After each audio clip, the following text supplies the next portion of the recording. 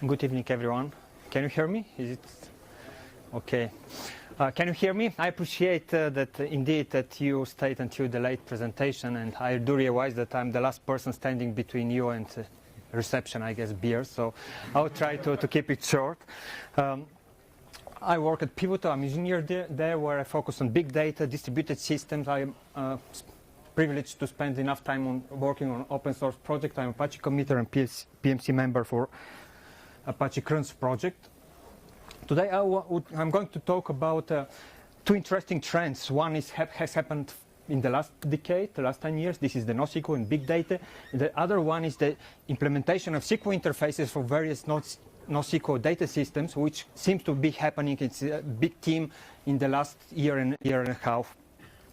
And this is a quote I found from Martin Fowler from 2012, where he predicts that if ever SQL gets implemented on top of established NoSQL, this at least would generate plenty of arguments. And I believe this talk is going to be one of those arguments. So, little bit of context. The big data and NoSQL Big Bang. This is a landscape of big data technologies for the last year. You see, actually, according to some sources, we have over 150 commercially supported NoSQL and big data systems out there. So what actually explains this explosion, considering that for decades we've been happy, or some people have been happy with relational databases? It's difficult to judge by the name of those projects, NoSQL, on actually those trends, NoSQL or big data. They really don't provide any prescriptive definitions. But if you think of them more like a movement and try to understand what are the driving forces behind them, I think this helps to position them and to understand why they're so vibrant and what makes them tick. On the first place, I think there's some consensus about this. One of the main driving forces behind those technologies and the boom of those technologies is the boom of internet itself. The fact that explosion of web, mobile technologies, Internet of Things, practically any device now, even smaller one, is a source of information and generate information. And this in turn generates three main challenges. This is how to handle the volume of data, the velocity of data, and the variety of all these data sources. So, Internet is the cause for these technologies, or for the demand for those challenges. On the other hand, it is actually the solution as well. In order to handle, to scale, to provide technologies that can handle and address those challenges, you are going to use, again, distributed systems. And in turn, using distributed systems for resolving those challenges means that some of the already presumed technologies and guarantees that relational databases provide, like ACID or two-phase commits, would be challenged and has to be addressed in different way.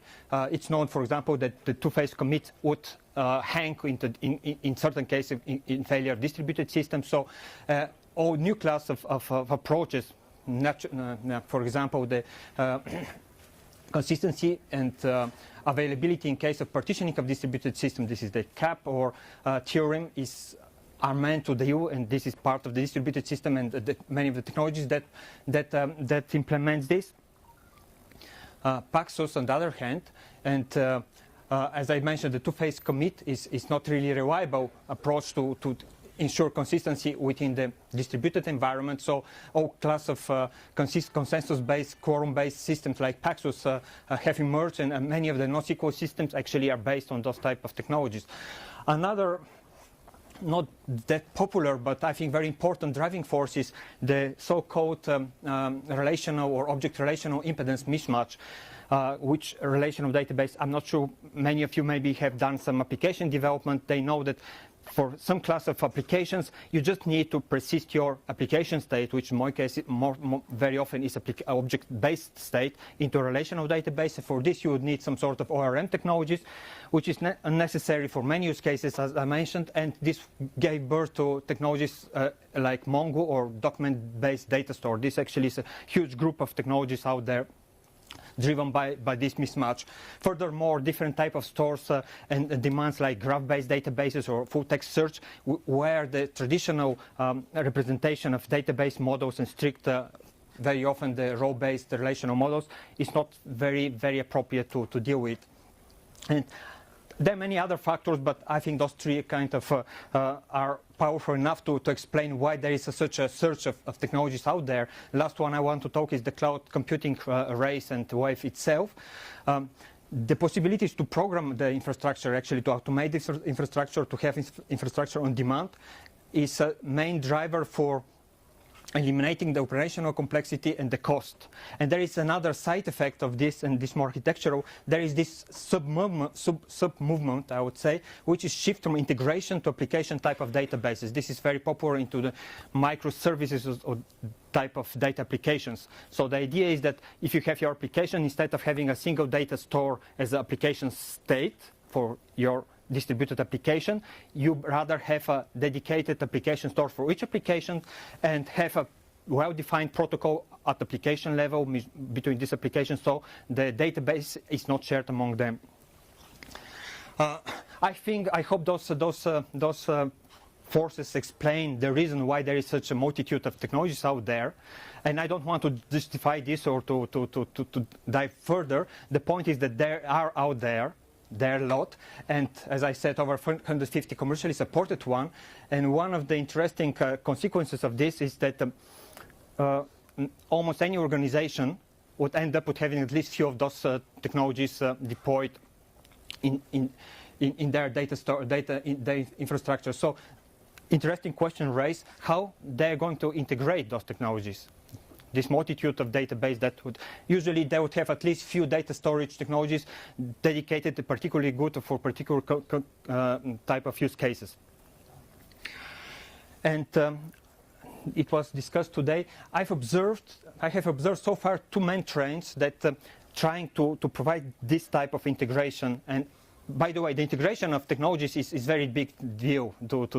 Usually the standard ETL technologies and systems are trying to cope with this. That's not what I'm going to talk today. I'm really trying to talk about how an organization can provide a singular holistic view over the data that is spread across different data stores, which might be useful for certain use cases. Very often those are the analytical or maybe some data science type of use cases to train their data sets.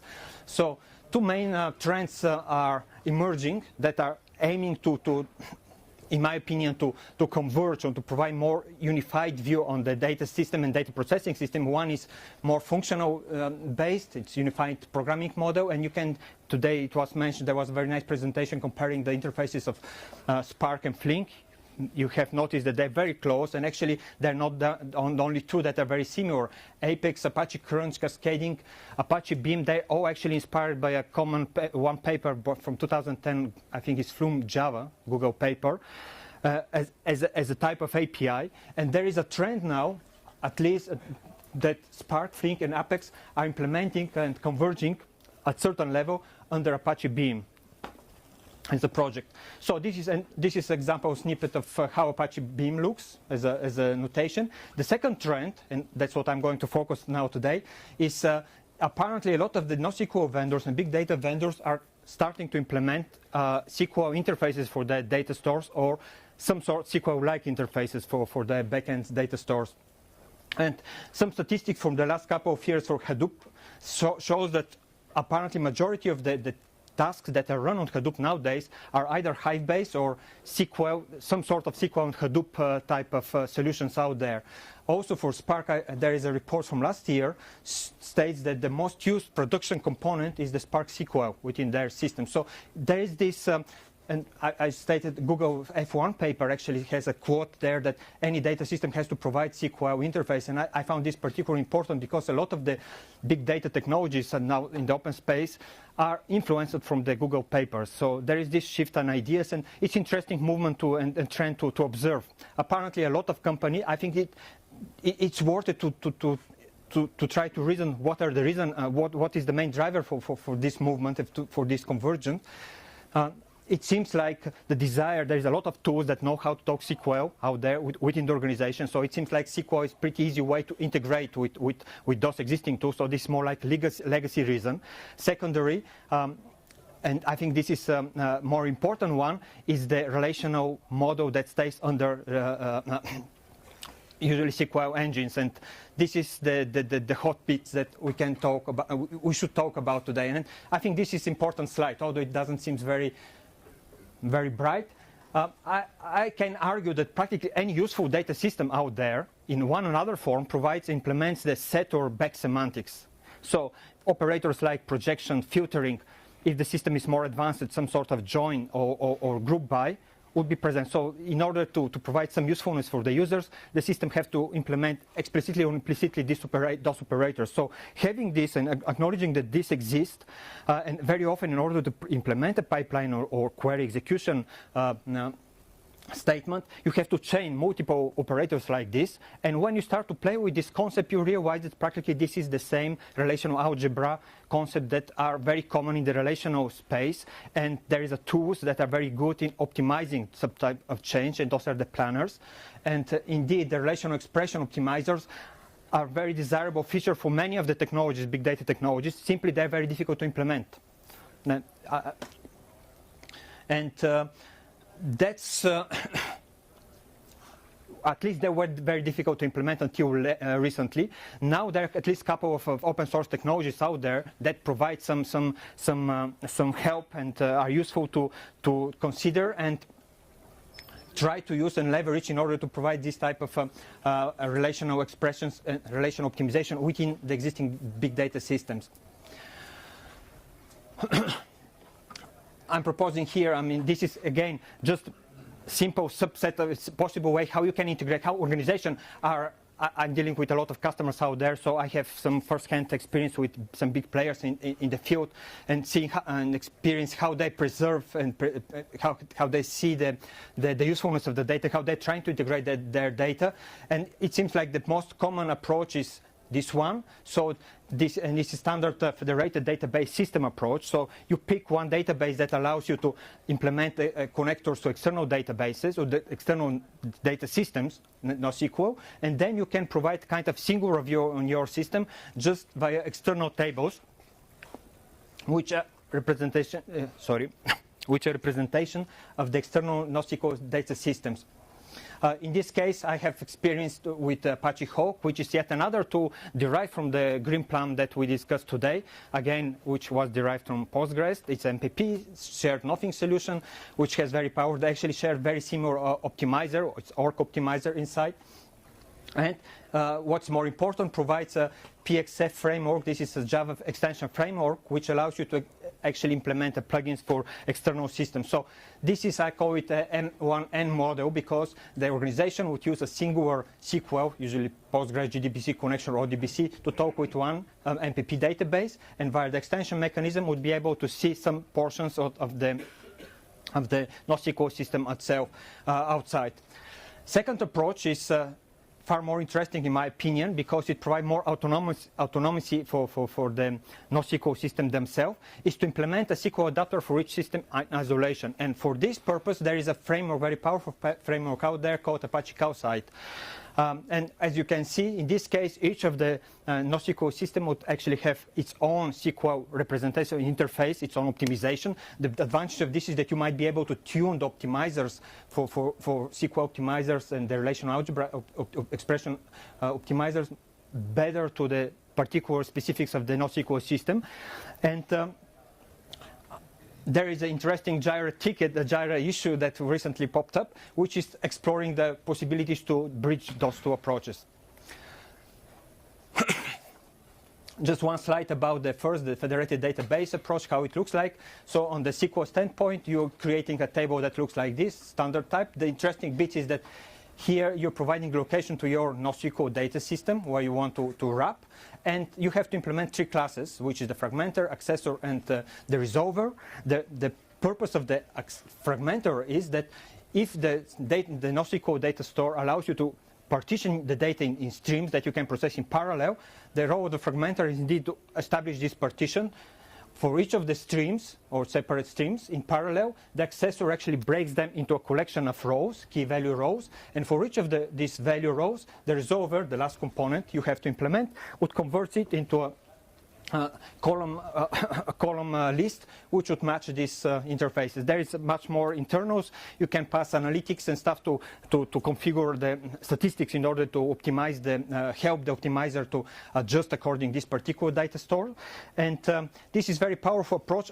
If you, for example, already have Hadoop and Hawk-like system in your infrastructure, and you can just implement such type of plugins and wrap and provide holistic view of your backend system. The second approach, or the direct one, is to implement a SQL interface around your and leverage SQL optimizer around your NoSQL database. And for this, the Apache Calcite framework provides you query parser. This is SQL query parser, validator, optimizer. I think this is the most important bits here. As a bonus, you get the JDBC driver, which you can talk with the system.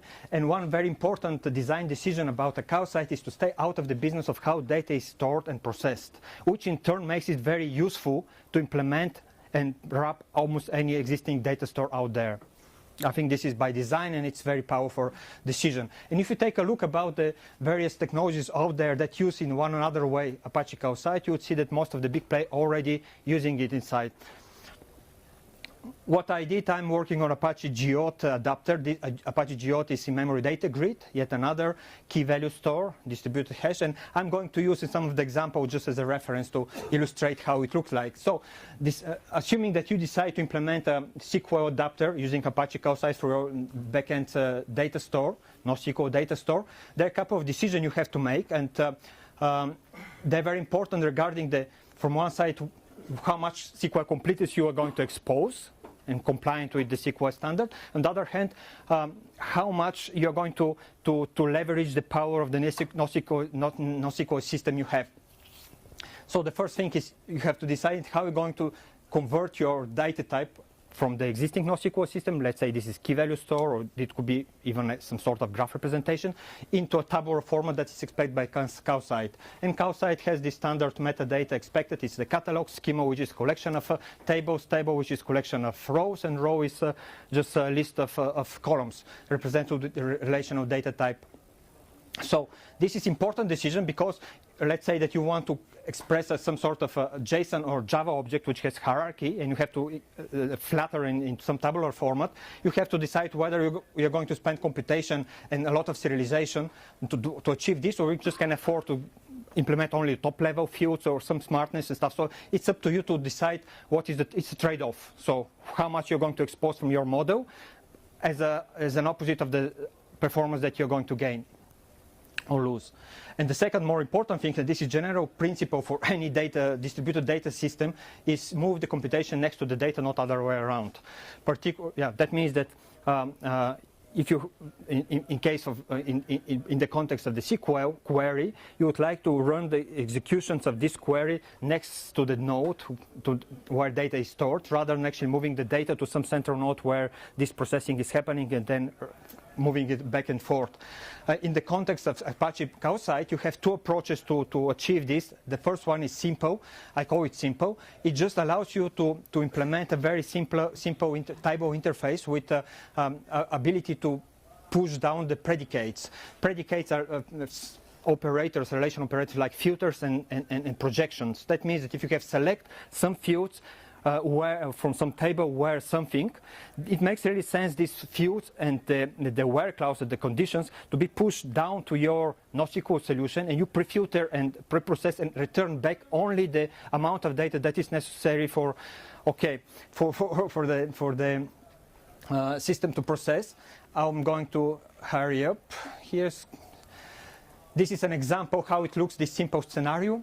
You're connecting to, I'm not sure if it's visible, this JDBC adapt. This is the Apache Calcite JDBC protocol. So when you connect to JDBC via the Apache Calcite JDBC driver to your backend system, you have to provide a model in JSON format. The only thing that model contains is your entry point implementation of the schema factory, with some operands that are relevant for your backend systems.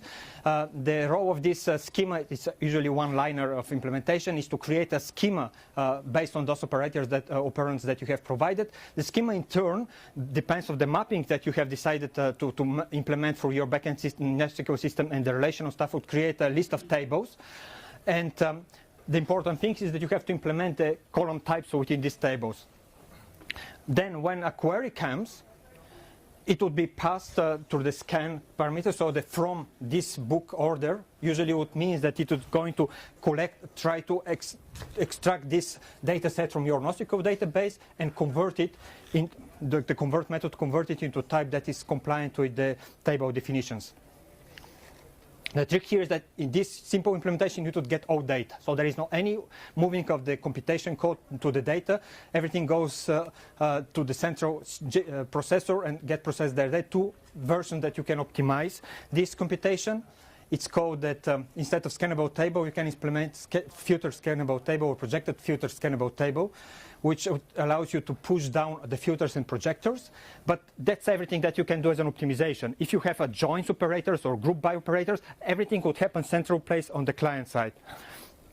And the second approach that the Calcite provides you with is to implement your own relational rules and relational operators that would allow you to provide implementation much closer to the native NoSQL system. In this case, this is Apache Geode, and this is very fast going. So how it looks like.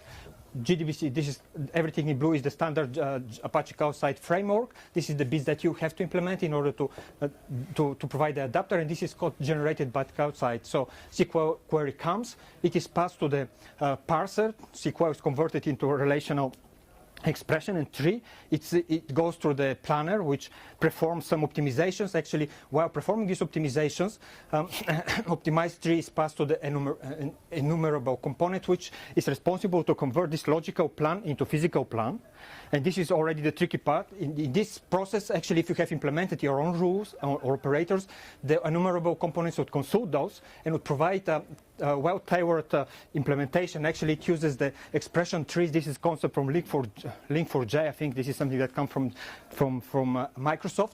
And this interpreter actually generates Java code that's optimized for this implementation, compiles it, and the JDBC query is executed. So that's the whole the complete line. And I'm going to skip this. Those are the internals of the, if you're going to implement your own rules and operators in Calcite, you would have to get acquainted with this. And this is the generic part. And if you see any of the implementations of the Calcite adapter out there, more or less implement and follow these steps here. And just I would finish with an example. Let's say that you have these relational expressions. This is the relational operators that you would see. You have join of two tables, filter and project two of the fields. So the optimizer's role would be to convert and to push some of the operators closer to the data. So you see the projects, so to reduce the amount of data that moves upwards. So this is usually the logical part of the parser, of the optimizer. And this is the real example with the Apache Geode adapter that I've worked on. If you have this query, this is the logical plan. You see that you have no any optimization, the scan on the tables, then join is performed, then filter on this one of the fields, and projection extract two of the fields. If you use the simple scannable approach, which doesn't implement any rules, you would have some advantage, so that the planner would already reorder this operator in a way that would be executed much more efficiently. But still, most of the computation would happen on the client side where the JDBC or the SQL query is performed. If you move one step and you implement your own rules and have something that's much more tailored to your NoSQL data system, in this case, I have implemented Geode project, Geode filter board. There's also group by. You see that actually it uses those operators and it leverages practically a lot of those operators now executed on the NoSQL system itself. Still, you see that join is not implemented there. I'm working on this. That means that now this query practically would be converted into two subqueries run on the NoSQL system, and the result would be returned and be performed on the client side. But this is something that you can progress on.